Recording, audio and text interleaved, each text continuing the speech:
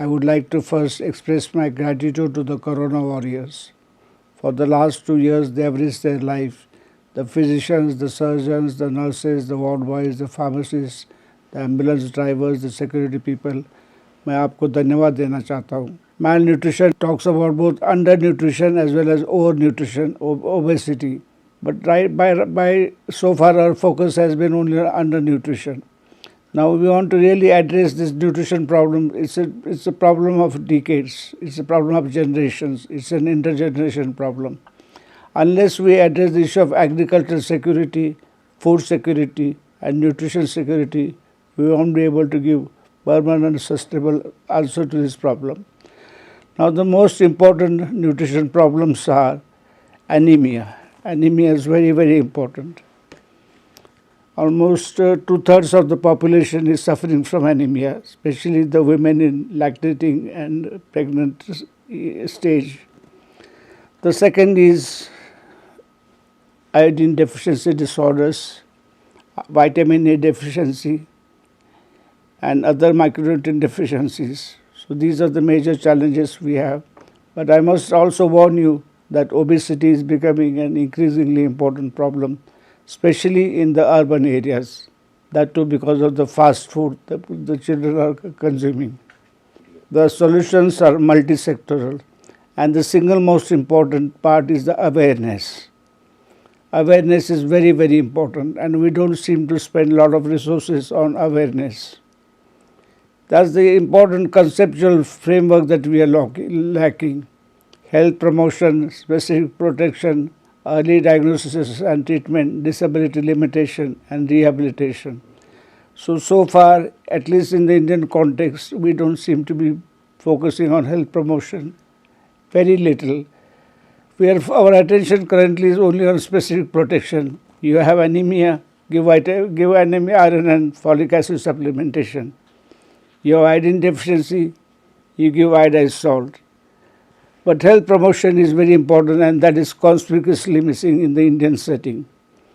Now, awareness, assessment, analysis and action. Actually, there is a place called Iringa in Tanzania. It's called the AAA approach, assessment, analysis and action. After a lot of thinking, I have added awareness as an important part. Now, this address has to be addressed by 5 important people who are living in the village.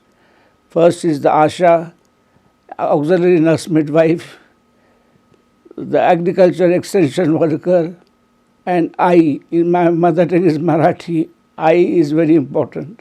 So unless we do this at the village level, Mahatma Gandhi said that India lives in the villages, Gram Swarajya. So that is the area that we need to strengthen. And another important thing I want to share with you, something called positive deviance. In every village, there will be some children who are doing extremely well. So we must try to understand their best practices and use it in the entire villages. I also want to bring to your notice that when you go to civilization, Mohenjo-daro, Harappa, every village had a grain storage facility. All the drains were covered, and there were public places for toilet. Somewhere in the middle, we lost these important fundamental concepts that were addressing nutrition problems. Community medicine, I would say it's community health, not medicine. And the conceptual framework, as I mentioned earlier, of community health are health promotion, specific protection, early diagnosis and treatment, disability limitation, and rehabilitation. Community health also includes 5 important disciplines.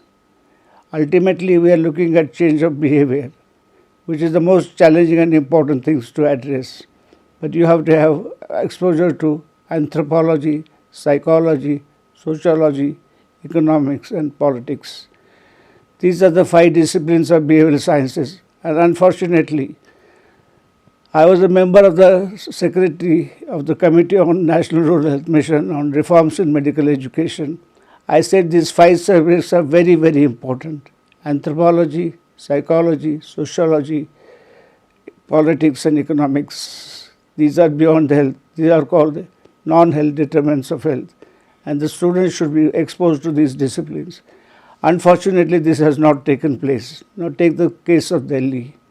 We have Indian Institute of Technology, we have Jawaharlal Nehru University, and we are AIMS, All India Institute of Medical Sciences, New Delhi. We are within the diameter of, I think, 5 kilometers. Why can't these universities come together and start combined courses to address and give a holistic approach to students, whether they are engineering, whether they are social sciences or the medical sciences? It is, I would strongly recommend to the Honorable Prime Minister, this is what should be done. And we should set a role model. IIT Delhi, Jawaharlal Nehru University are All India Institute of Medical Sciences, New Delhi. It's a dream that would come true. And Honorable, our Prime Minister Narendra Modi, I call him as a public health champion, not of the century, but of the millennium. He started Swachh Bharat Mission. He started Outlook Poshan Abhiyan. He started Atmanirbhar Bharat. He started many schemes which are novel. In fact, 90% of the diseases are caused by water supply and sanitation. He is the first Prime Minister that we saw who addressed the issue of Swachh Bharat Mission. The Western countries addressed the issue of water supply and sanitation 200 years back. Now we're addressing it. So that's a very credible and very important thing that the Honorable Prime Minister introduced. He has given the nice policy direction. It is up to us to implement it. Dhanyavad.